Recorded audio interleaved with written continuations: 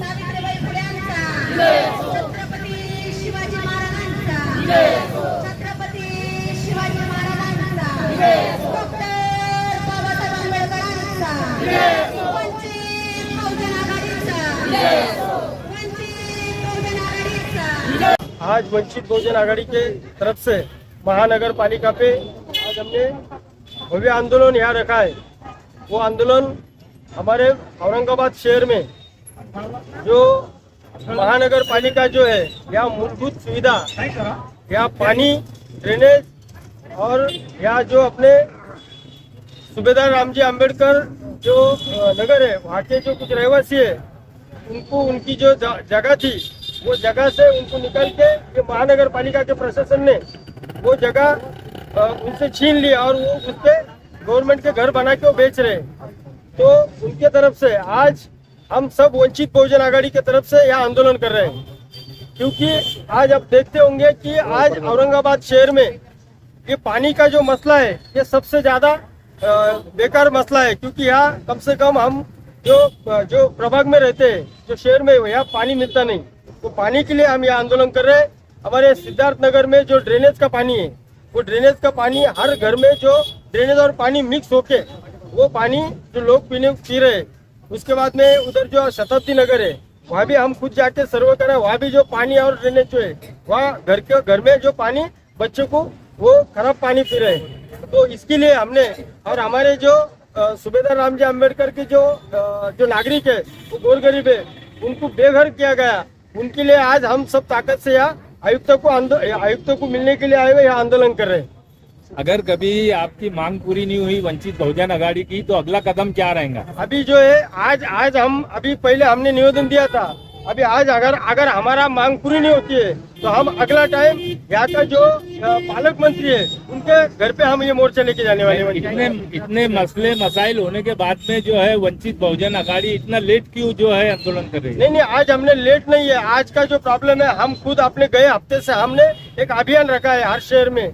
हम वंचित बहुजन आघाड़ी आपल्या दारी, हम घर घर पे जाके हर महल्ले में जाके हमने उनके जो प्रश्न खुद आंखों से देख के वो प्रश्न छोड़ने के लिए आए हुए। हम वो सूबेदार रामजी आम्बेडकर में गए थे, वहाँ सिद्धार्थ नगर में गए, शताब्दी नगर में गए, हर मोहल्ले में जाके हमने वो लोगों की जो परेशानी है वो देख के हम आज वहाँ ये सुविधा नहीं है, इसके लिए हम आज आंदोलन कर रहे हैं। गवर्नमेंट की तरफ से जो पानी की टंकियां बनाई गई है तो थोड़ा समय लगेगा। नहीं, समय नहीं, इधर जो औरंगाबाद जो पुराना जो औरंगाबाद शहर है वो पानी उधर ही पानी आ रहा है। लेकिन आज अगर आप देखते होंगे हरसुल हो गया, एकता नगर हो गया, जटवाड़ा रोड हो गया, उसके बाद में तुम्हारा जो उधर का जो पूरा भाग है आधा सिटी जो है इनके पास पानी की लाइन का कोई ही प्लानिंग नहीं है। खाली वो पानी आएगा वो पुरानी सिटी के लिए आएगा, नए सिटी के लिए इनके पास क्या प्लानिंग है? वो प्लानिंग कर रहे हैं। उन्होंने हमको बोलना चाहिए कि ये प्लानिंग हमने आज कल जो पानी आने वाला है वो तुमको मिलने वाला है, वो पानी हमको मिलने वाला नहीं है, ये पुरानी सिटी को मिलने वाला है। इसलिए हम यहाँ आंदोलन कर रहे हैं। आपका नाम? मिलिंद गोल्डे, वंचित बहुजन आघाड़ी शहर अध्यक्ष।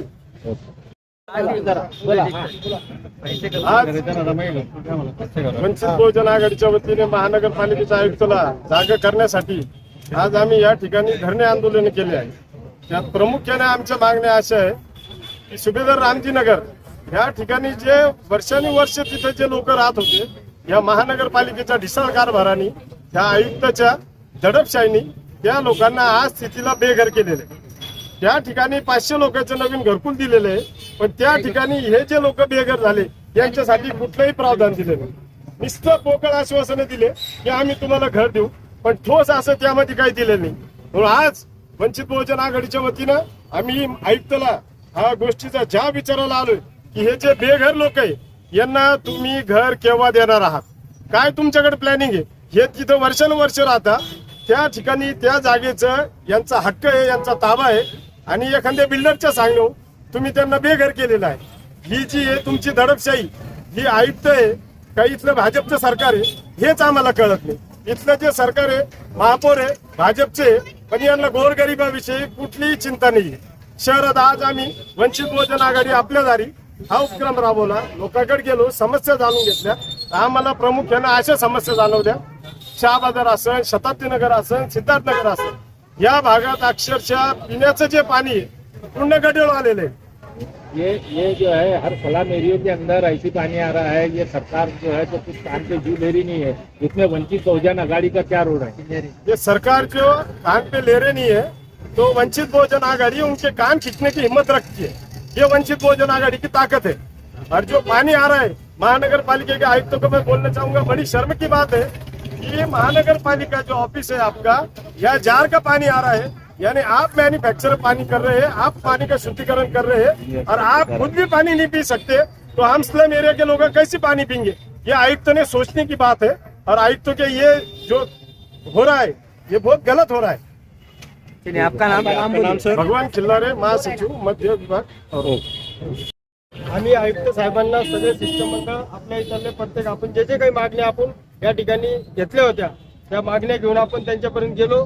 त्या ठिकाणी आपल्याला त्यांनी आश्वासन दिलं जे काही आपल्या जे सुभेदार रामजी आंबेडकर घराचा प्रश्न असेल ते स्वतः त्या ठिकाणी व्हिजिट करून ते आपल्याला ते चौकशी करून ते मार्ग लावणार आहे। त्याच्यानंतर दुसरा प्रश्न आपला सिद्धार्थनगरचा, त्यानंतर पुढचं तुमचा शताब्दी नगर आणि शाह बाजार इथं ड्रेनेजचा प्रश्न आहे। तात्काळ ते पत्र काढून आजच्या आज आपल्या त्यांना वाढ अधिकाऱ्याला देऊन तिथला प्रश्न सुद्धा ते मार्ग लावणार आहे। त्यानंतर राहिला आपला नाल्याचा प्रश्न होता, खाम नदीचा पाण्याचा प्रश्न संदर्भात आपल्याला आपण चर्चा केली। त्यांनी या ठिकाणी आपल्याला सकारात्मक चर्चा होऊन पुढची ताबडतोब ते कारवाई करणार आहे आणि ज्या काही आपण मागण्या केल्या ते 100% प्रश्न सोडवण्याचा प्रयत्न आयुक्त साहेबांनी हा शब्द दिला। या ठिकाणी माझ्यासोबत आमचे वंचित बहुजन आघाडीचे महासचिव भगवानभाऊ खिल्लारे, आनंदभाऊ शेजवळ, त्यानंतर आमचे सर्व टीम आहे, त्यानंतर आमचे राहुल वेलदोडे, आपले दामोदर दादा दाभाडे, त्यानंतर अशोक भाऊ गवळे, प्रकाश दाभाडे व आमचे जयाताई गजबे, हे सर्वच आपला महिला मंडळ सुभेदार रामजी आंबेडकर सर्व रहिवासी या ठिकाणी आले। आपण मी सर्वांचे आभार मानतो आणि हा प्रश्न लवकर जर आपला नाही सुटला तर आपण येणाऱ्या काळामध्ये पालकमंत्र्यांच्या घरावर मोर्चे घेऊन जाणार। कितने दिवस आश्वासन दिले? हे आपल्याला त्यांनी 8 दिवसाचा वेळ दिलेला आहे। 8 दिवसात ते आपलं काम करणार आहे। चलिए।